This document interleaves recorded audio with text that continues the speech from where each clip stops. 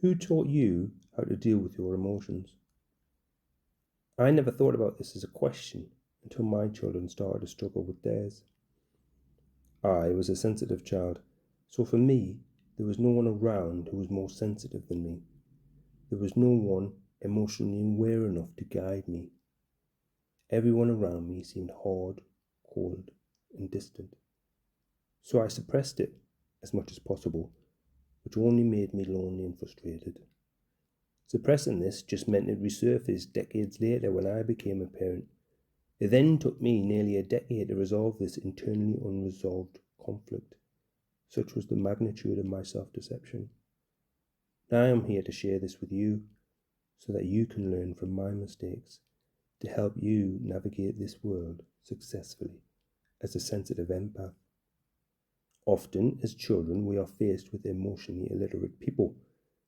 The vast majority of people have never had any emotional awareness, support, help, training, or guidance.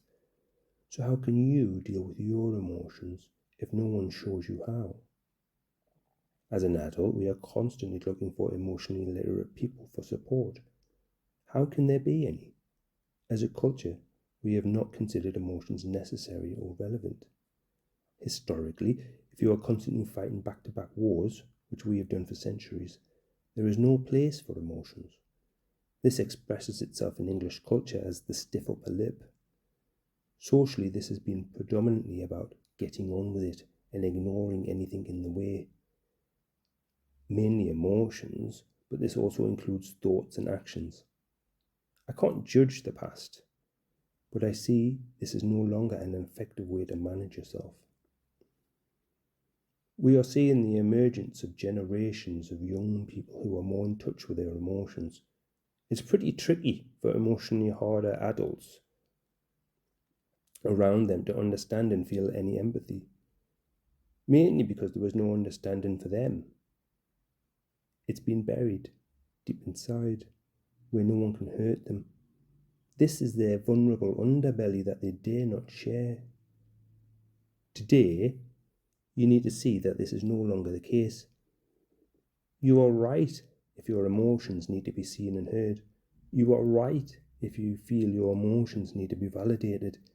You are right if you want to discuss how things make you feel. You are right if you don't want to discuss how your emotions make you feel.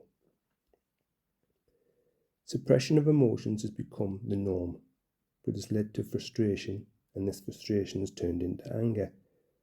We are now a nation of very angry people. Suppressed anger, but anger nonetheless. We see it in everyday passive-aggressive and aggressive behaviour.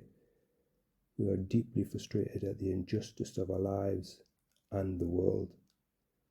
For you, the anger may take decades to surface, and when it does, you won't necessarily know where it's come from.